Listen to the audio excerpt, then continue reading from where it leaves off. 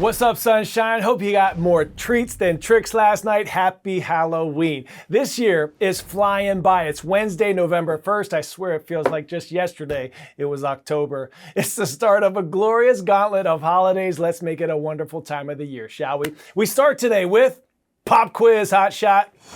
10-second trivia. Caracas is the capital of what South American nation? Venezuela, Peru, Colombia, or Bolivia?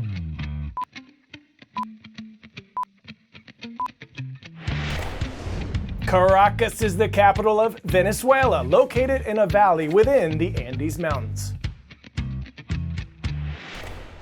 Venezuela, where we take you now, was once one of the wealthiest countries in South America, and did you know that it sits on the world's largest oil reserves? But for the past 15 years or so, the economy has been in shambles, and that has added to why many Venezuelans have been fleeing. In the US, that has contributed to a migrant crisis. In August alone, the Department of Homeland Security said it encountered more than 55,000 migrants from Venezuela, Cuba, and Nicaragua at the Mexico border. So, what has happened to Venezuela's economy, and where does all of this leave everyday Venezuelans? CNN's Stefano Pozzoban explains. Hundreds of thousands of migrants entering the US are from Venezuela. But this country's economy collapsed in 2014, almost a decade ago. So what is causing this latest spike right now? Venezuelans are among the top nationalities of migrants arriving in the US. Venezuela was once one of the richest countries in South America, but it never recovered since it entered recession in 2014. When the price of oil and other commodities plummeted in 2015, Venezuela's revenues dried up almost overnight, and the entire country basically went bankrupt. Inflation was rampant, and most of everyday goods were impossible to find. Since then, the socio-economic crisis has not improved under the government of authoritarian leader Nicolás Maduro, and research shows that more than 80% of the population here still live below the poverty line. While they may not have all headed to the US, between 2014 and 2020, more than 4 million Venezuelans left the country, according to the United Nations.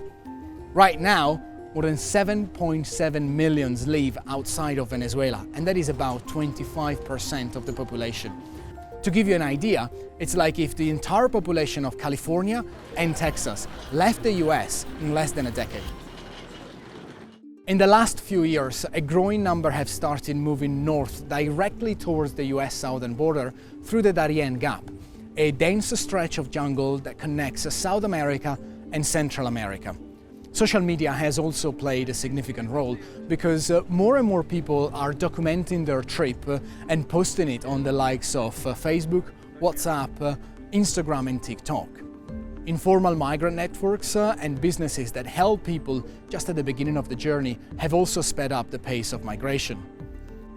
More than 400,000 people have already crossed the jungle as of September this year, and the largest group are from Venezuela. Currently, there are over 500,000 Venezuelan migrants in the US. This month, the White House has started deporting Venezuelan migrants who had entered the country illegally directly back here to Caracas. Political change in Venezuela is not happening anytime soon, with most opposition candidates barred from running for election and over 270 political prisoners still behind bars. Countries in the region are saying that they're looking for concerted solutions to handle this historic migration flow. But as long as Venezuela remains in such dire straits, this emergency only seems destined to continue. Now, we continue our coverage of AI, artificial intelligence. Developments in the world of AI are happening fast. The hope is that it can spur innovation in health, science, and technology. The fear is that it might harm national security, replace human workers, and upend entire industries. Monday, President Biden unveiled an executive order to address concerns over safety. Executive orders are signed into law by the president, bypassing congressional approval, but they're far less powerful than congressional laws because they can be challenged in court and canceled by future presidents. Let's turn to CNN's Mike Valerio to learn more about what this order contains. So today matters because this is the first set of federal regulations governing artificial intelligence that have been made, but there are still huge challenges ahead. Artificial intelligence technology is advancing rapidly, and the federal government is scrambling to keep up. I'm about to sign an executive order that is the most significant action any government anywhere in the world has ever taken on AI safety, security, and trust. The White House unveiling a sweeping new executive order Monday aimed at mitigating the risks of AI while also harnessing its potential. To realize the promise of AI and avoid the risk, we need to govern this technology. According to the Biden administration, the order will require all AI developers to share results of their safety tests with the federal government before they're released to the public, compel companies to notify the government if an AI model in development poses national security, economic, or health risks, ease immigration barriers for skilled workers to study and stay in the U.S., establish standards to prevent AI production of dangerous biological materials, and develop best practices to minimize the risks of AI displacing human workers. Among a number of other key concerns, Harvard's Bruce Schneier says getting AI regulation right is critical. They're not freewheeling technologies. They're more like pharmaceuticals. You get them wrong and people die. He says AI has the potential to transform the way we live and work for the better if the technology is kept in check. This is going to be the beginning of a very long international process, but it's a start, and it's an important start. Now, just one more important point to stress. This is an executive order. This is not a law governing artificial intelligence. The Congress is hosting ongoing hearings through the rest of the year to talk with experts and figure out the best ways to create legislation to put up guardrails for artificial intelligence.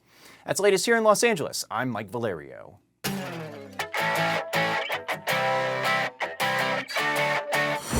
Today's story getting a 10 out of 10. A coyote trying to absquatulate from an airport. Police on the prowl for a coyote and its howl at an airport in LA on the runway dodging planes. Who would win the race of this wild and frantic chase of a coyote on the loose? Here's CNN's Jeannie Moose. At least this coyote is smart enough to look before crossing a runway.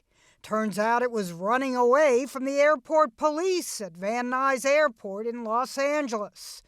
A chopper from KCAL was stopping by to refuel when it captured the coyote chase. We couldn't tell if the police were beeping, but we do know there was no roadrunner in sight. We can't tell you much of anything about the coyote. It did not introduce itself. My name is Coyote, wily Coyote. So really, all a wily reporter can do is play comical chase music and let the video roll.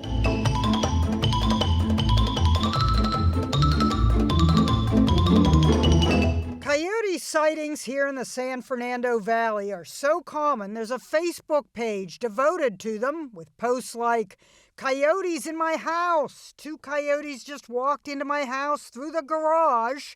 Dog scared them away."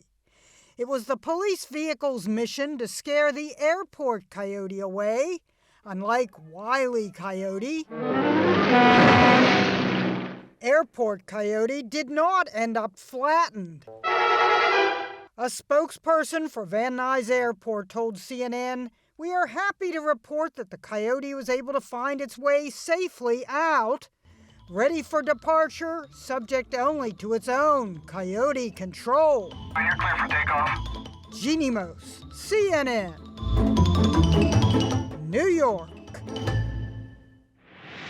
All right, congrats to @Amani2626 from Prairie Trail in Olathe, Kansas. You are the winner of #YourWordWednesday for absquatulate, a verb meaning to leave abruptly. Well done. Before I absquatulate on up out of here, our first school shout out of November goes to the Mavericks, the Mighty Mavericks in Mrs. Ram's class at United Middle School in Laredo, Texas. Thank you for the epic shout out on TikTok. And thanks to everyone who submitted vocab words. You're making us smarter. Words, use them. I'm Coy Wire, and we are CNN.